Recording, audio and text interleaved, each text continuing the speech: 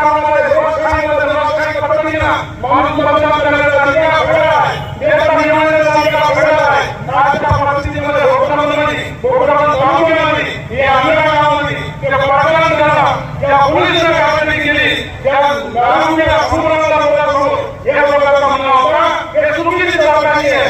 त्याच्यावर सांगितलं त्याच्या मुस्लिम गावाला एक टार्गेट केला आणि त्यांना आरोपी केला असं त्यांचं म्हणणं होतं.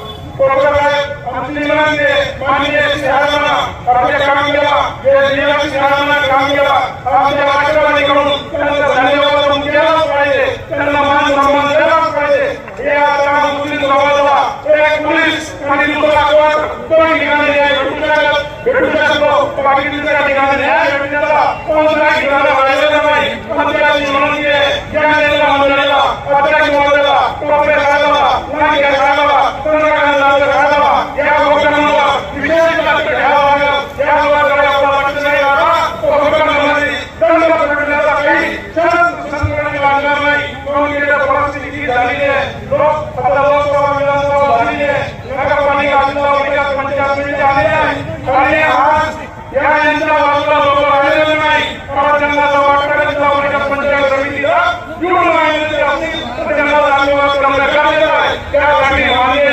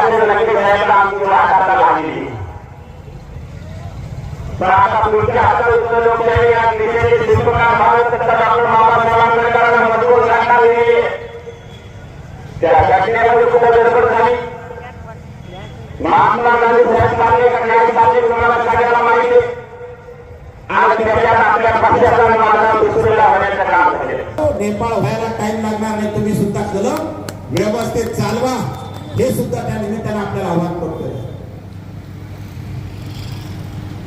त्यानंतर दुसरं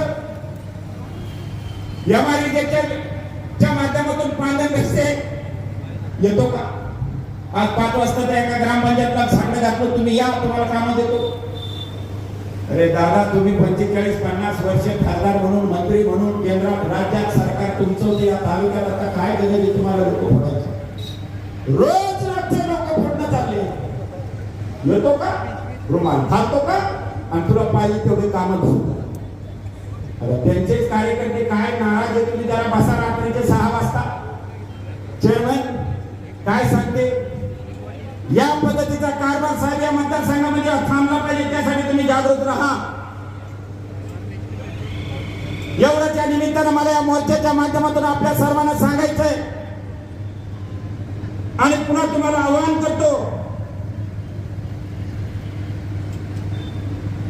अनेक मुद्दे सांगण्यासारखे इतर रस्त्याचे, मग ते मुजरीचं काम असेल म्हणजे संडास बाथरूमचं, मोठ्या रोडचं काम असेल ते मात्र आमचे रावसाहेब पाटील दानवे साहेब आणि आमदार संतोषराव दानवे साहेब आणि पांडे साहेब आणि आमच्या भास्कर आबाशिवाय दुसऱ्याच्या बापाला करायला मिळत नाही. मिळत का? साधं म्हणजे ग्रामपंचायत असेल तरी त्या ग्रामपंचायतला मिळत नाहीये. आता तर खासदार साहेब तुमच्या फंडातल्याला सुद्धा त्यांनी ब्रेक लावलं. आमच्या खासदाराच्याच पैशाला ब्रेक लावलं आपल्या फंडातल्या. असलं तर ह्या खेळांना मारायची गरज, जरा मजबूत जो केंद्र खेळायचं खेळ होतं आमचं पहिलं केंद्र.